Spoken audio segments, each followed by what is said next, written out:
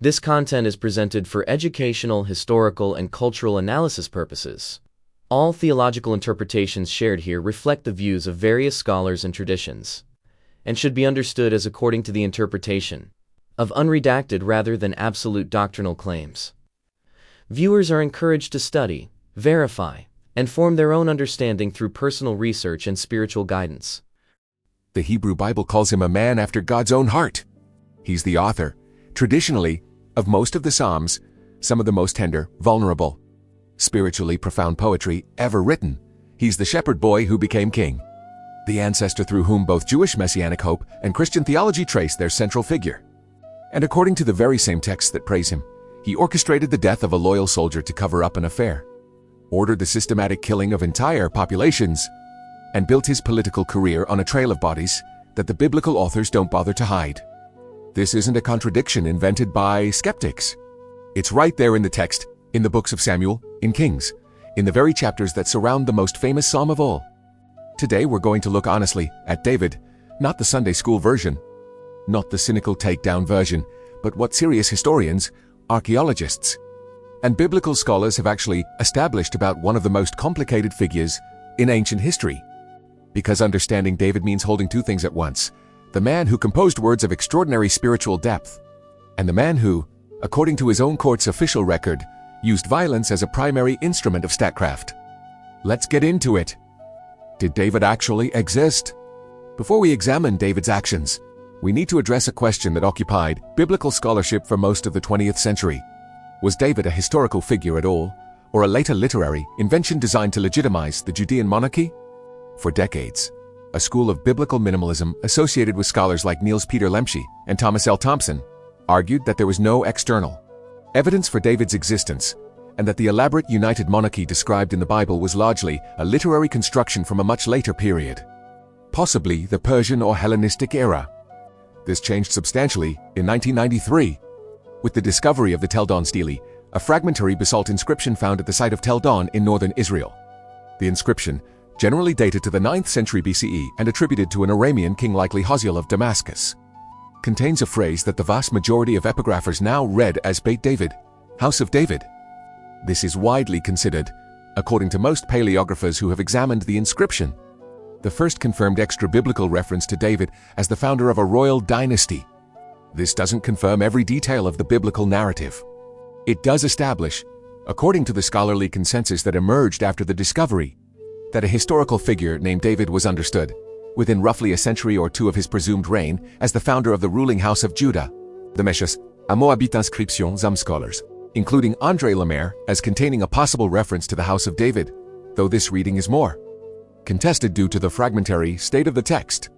What this means for our discussion is that we are very likely dealing with a real historical individual, not a fictional creation, even though the precise scope of his kingdom, the scale of his empire, and many narrative details remain subjects of genuine scholarly debate, particularly given the limited archaeological footprint of 10th century BCE Jerusalem discussed in relation to Solomon, the world David was born into.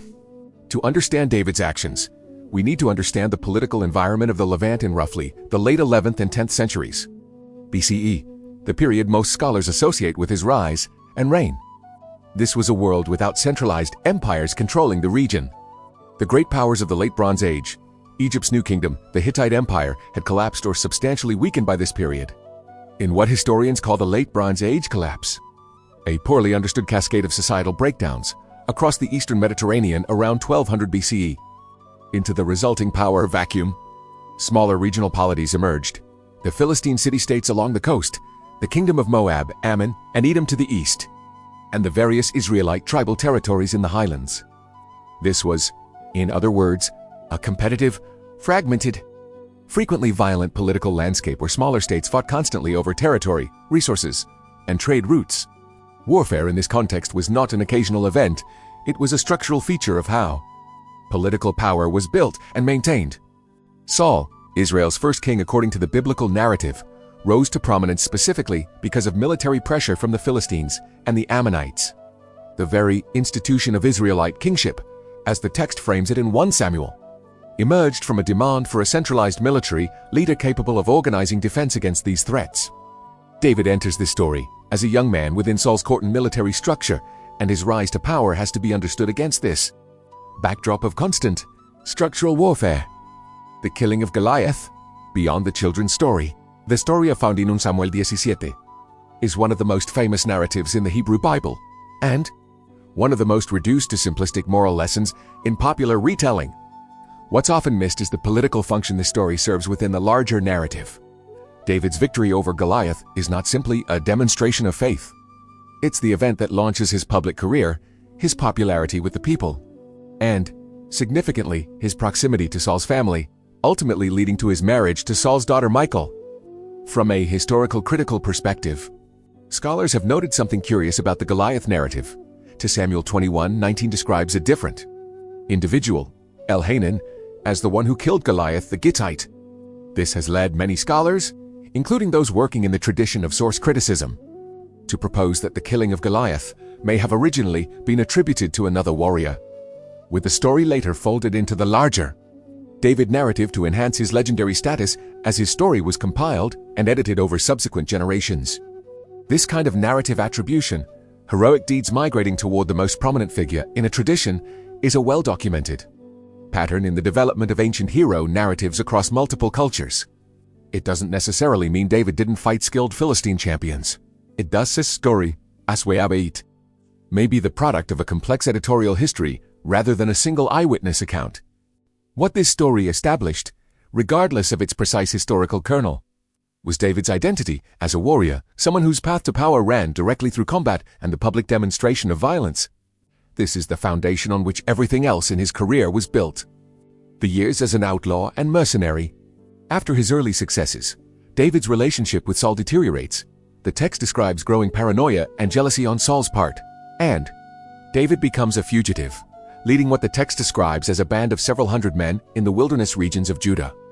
This period, covered extensively in 1 Samuel chapters 22 through 30, presents David in a role that historians of the ancient would wadir of what social bandit group, or in more military terms, a mercenary band operating somewhat independently of centralized state authority. The text describes David's group extracting payment, protection in exchange for resources from local landowners.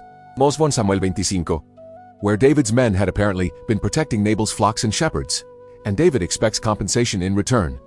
When Nabal refuses, David assembles armed men with explicit intent to kill him and his household, an outcome only averted by Nabal's wife, Abigail, intervening with gifts and diplomacy. This episode is historically significant because it shows David operating according to recognizable patterns of regional power politics in this period.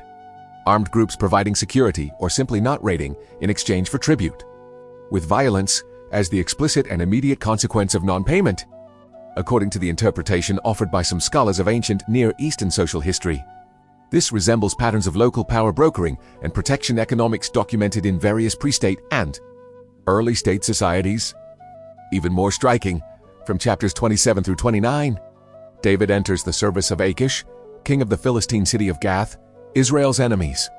He is given the town of Ziklag as a base, and the text describes him conducting raids against various peoples in the region, while reporting to Achish that he was raiding Israelite territory, when according to the text he was actually raiding other groups and keeping this deception concealed. Even more striking, from chapters 27 through 29, David enters the service of Achish, king of the Philistine city of Gath, Israel's enemies. He is given the town of Ziklag as a base, and the text describes him conducting raids against various peoples in the region, while reporting to Achish that he was raiding Israelite territory, when according to the text he was actually raiding other groups and keeping this deception concealed. 1 Samuel 27:8-12 especifica allí, states that David's raiding parties left no survivors among the populations they attacked, described in the text as a deliberate strategy to prevent anyone from reporting back to Gath about who was actually being raided. This is one of the most morally stark passages in the entire David narrative, and it tends to receive remarkably little attention in popular treatments. The text presents David operating as essentially a mercenary commander for a foreign king, as conducting what the passage describes as complete destruction of certain population groups, specifically as an information control strategy to maintain his cover story with his Philistine employer. Whatever theological framework one brings to this passage, the historical and political reality it depicts is unambiguous. David, during this period of his life, operated through extreme violence as a calculated and deliberate tool used not in self-defense but as part of an ongoing strategy to maintain his position and resources while serving a foreign power. The death of Saul and the path to the throne. When Saul dies in battle against the Philistines, a battle David was notably not present for.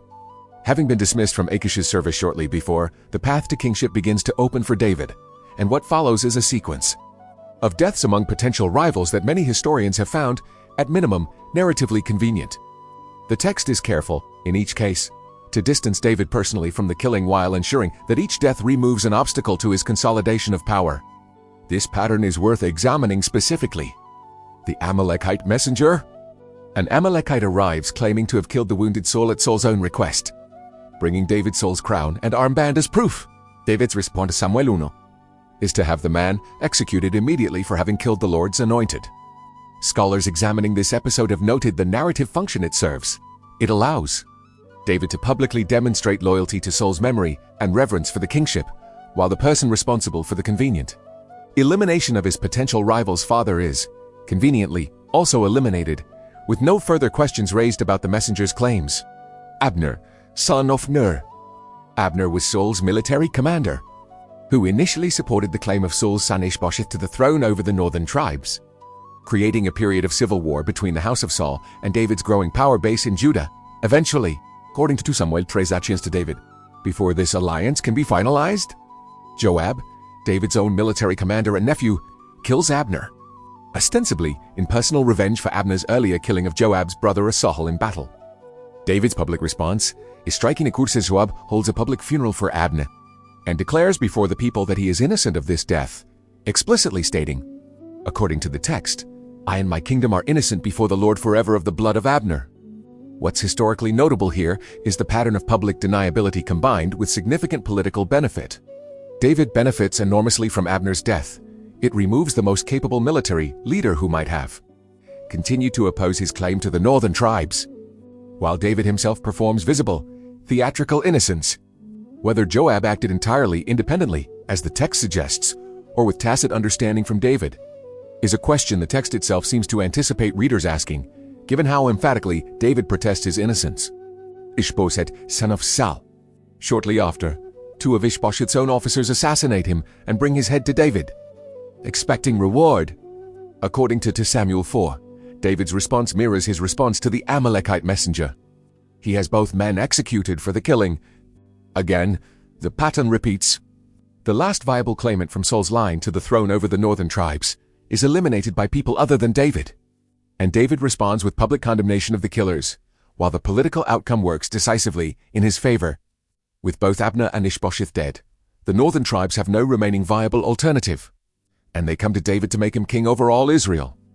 Historians examining this sequence have noted that the cumulative pattern across multiple, separate incidents, each one eliminating a different obstacle to David's complete consolidation of power, each one publicly condemned by David, none of them directly attributed to David's own hand, is, at minimum, a remarkable string of coincidences.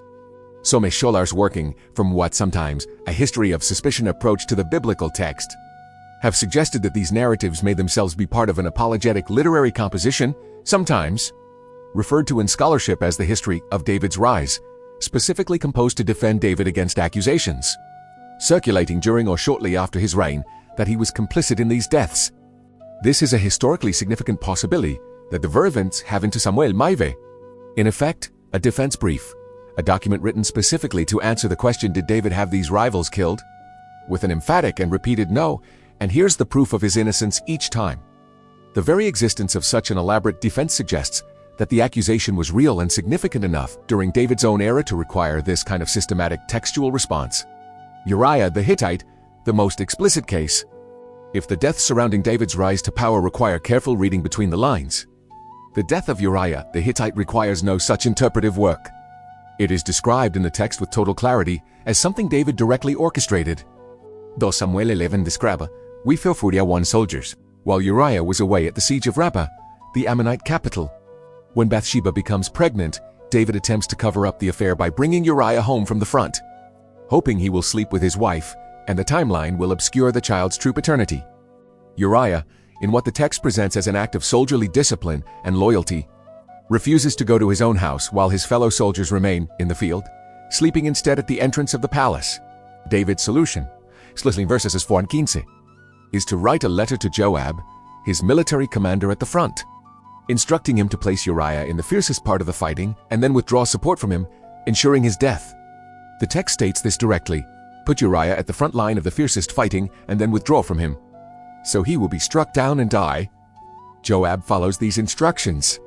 Uriah dies in battle, alongside other soldiers, in what is presented to David as an unfortunate but normal casualty of war. David then marries Bathsheba. This episode is unique within the David narrative because there is no ambiguity, no plausible deniability, no convenient third party acting independently. The text states explicitly and directly that David engineered Uriah's death through a deliberate military order, designed specifically to look like a combat casualty while actually constituting a calculated, premeditated killing to eliminate an inconvenient husband. The prophet Nathan's subsequent confrontation with David, the parable of the rich man who steals a poor man's only lamb, into Samuel 12, is presented in the text as God's direct moral judgment on this act. David's reported response: I have sinned against the Lord, and the consequences that follow, including the death of the child born from the affair, represent the text's own internal acknowledgement that this was a profound moral and legal violation, not a justified act of statecraft.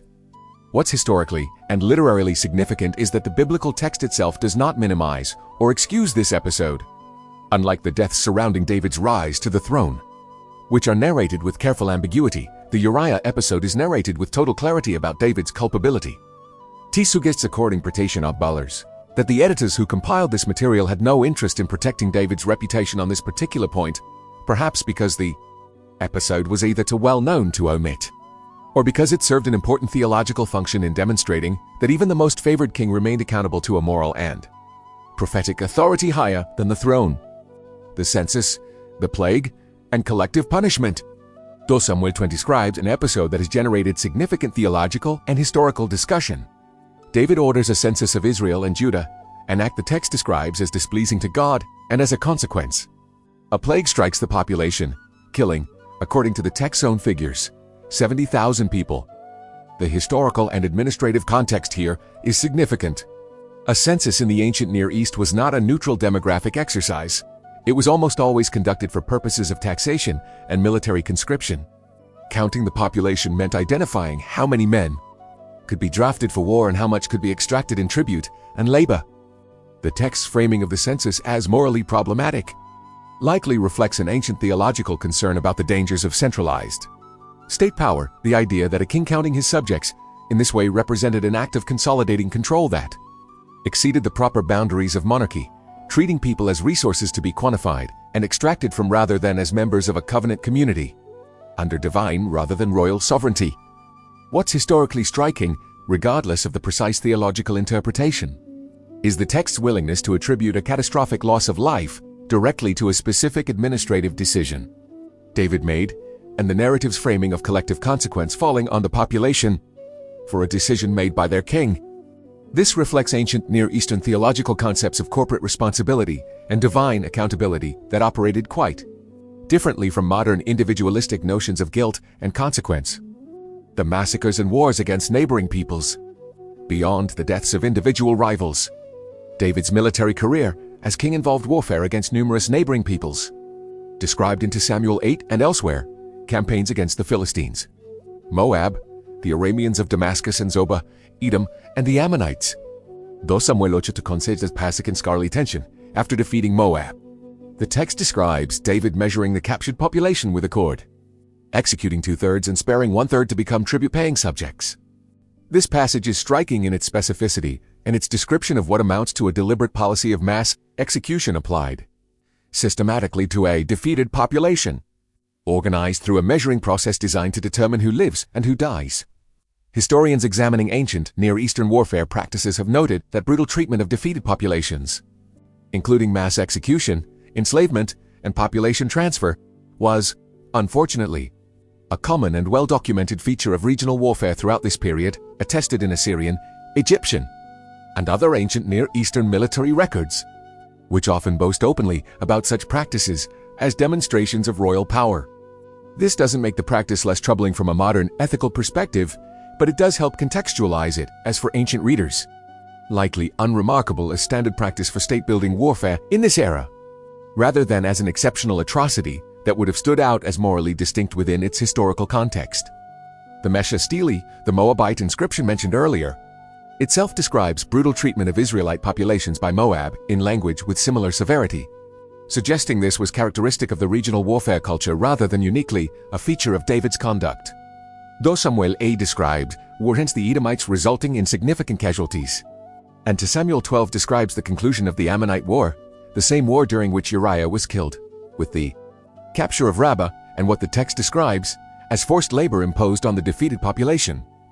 The cumulative picture presented by the text itself, without need for speculation or reconstruction, is of a king whose reign was built substantially on a sustained campaign of regional military conquest, involving practices that included mass killing of defeated populations as standard policy. The Psalms, the other side of the record, it would be incomplete and arguably dishonest to discuss David purely as a calculating figure of violence without acknowledging the other dimension of his textual legacy. The Psalms traditionally attributed to him. Roughly 73 of the 150 Psalms carry a superscription attributing them to David, though biblical scholars have long debated the historical reliability of these superscriptions, which may reflect later editorial attribution rather than direct authorship in every case. Non etelis. The Davidic Psalms represent some of the most psychologically complex religious poetry in the ancient world, texts that express grief, guilt, vulnerability, praise, fear, and hope with remarkable literary sophistication. Psalm 51 Trek in Uriah Repososcription is perhaps the most relevant text here, a sustained, detailed expression of guilt and request for moral cleansing, including the line, "My sin is ever before me, and create in me a clean heart, O God." What's historically and theologically significant is that this psalm, whether or not David personally composed it, exists within the same textual tradition that explicitly documents his orchestration of Uriah's death. The tradition that preserved David's violent acts in unflinching detail is the same tradition that preserved this profound expression of guilt and the possibility of moral accountability, even for a king. This duality is not, according to many theologians and scholars who have studied the David narrative, a contradiction the text is trying to hide. It may be, rather, the central point the text is trying to make, that genuine spiritual depth and severe moral failure can coexist within the same person, and that the text's interest in David is not in presenting an idealized hero, but in presenting a complete, complicated human being whose relationship with the divine persisted despite, and through, serious moral failure. Why the text doesn't hide this? One of the most historically interesting questions about the entire David narrative is this: why would the official court history of Israel's most celebrated king include so much material that reflects badly on him? Ancient royal inscriptions and court records across the ancient Near East were typically propagandistic, designed to glorify the ruler and erase or minimize embarrassing details. Égyptien pharaonique inscription l'Elano and similar documents from other ancient kingdoms consistently present their kings in idealized terms. The books of Samuel, by contrast, contain extensive material that is genuinely uncomfortable for any straightforward royal propaganda. Purpose: Uriah's murder, the Amnon-Tamar-Absalom family tragedy, Absalom's rebellion against his own father, David's apparent passivity and poor judgment in handling his sons, and multiple episodes suggesting deep dysfunction within his household and court. Scholars have offered several explanations for this unusual textual honesty. One view, associated with the tradition of scholarship around the succession narrative, the Merente Samuel 9:20 and 1 Kings Trixt Literine, suggests this material was composed close to the events themselves, possibly during the reign of Solomon, to explain and justify how Solomon, not an obviously superior claimant, ended up succeeding David on the throne. Explaining this required an honest, even unflattering, account of the chaos and moral failures within David's family and court. Another view holds that later Deuteronomistic editors, compiling and shaping the material centuries after the events, retained these difficult episodes specifically because they served an important theological purpose, demonstrating that even Israel's greatest king remained subject to moral and prophetic accountability. That kingship itself was never an exemption from covenant obligations, and that Israel's national story was not one of uncomplicated royal glory, but one of complex moral struggle even among its most celebrated figures. Whatever the precise explanation, the historical fact remains unusual and significant. This is a court tradition that preserved deeply unflattering material about its founding dynasty's namesake. rather than erasing it, a degree of textual honesty that stands out against typical patterns of royal historiography in the ancient world. The historical David we can reasonably reconstruct, pulling together what the archaeological and textual evidence can responsibly support. A picture emerges of David as a figure entirely consistent with the political realities of his era. A skilled military leader who rose through a combination of personal capability, calculated alliance building, and the strategic use of violence, in a regional political environment where such methods were the normal currency of power consolidation. He was, according to the most reasonable historical reconstruction available, neither the purely righteous figure of devotional tradition nor a uniquely monstrous tyrant by the standards of his own era.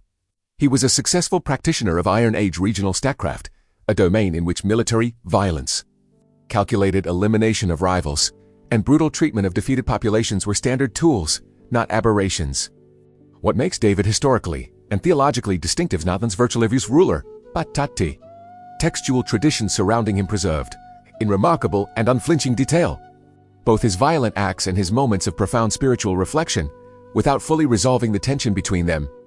The man after God's own heart and the calculating architect of Uriah's death are, accords on framing, the same person, and the interesting readers resolve that tension a simpler, more comfortable story. What this tells us about the text itself. Perhaps the most valuable historical insight from examining David honestly is what it reveals about the nature of the biblical text as a historical and literary document. This is not hagiography, the idealized, uncritical praise biography common in many ancient religious traditions. The books of Samuel present a sophisticated, morally complex narrative willing to document serious wrongdoing by its central figure, attribute direct prophetic condemnation to those acts, and allow consequences to unfold within the narrative itself. This level of textual self-criticism regarding a founding national figure is, by the standards of ancient royal literature across the ancient Near East, genuinely unusual, and it's part of what continues to make the David narrative one of the most studied and discussed texts in the history of ancient literature, regardless of one's theological framework for reading it. The shepherd who became king left behind both some of history's most enduring religious poetry and a documented record of calculated political violence. Serious historical and textual scholarship suggests we don't have to choose between these two pictures of David. They are, according to the text that has preserved his memory for 3,000 years, both equally true.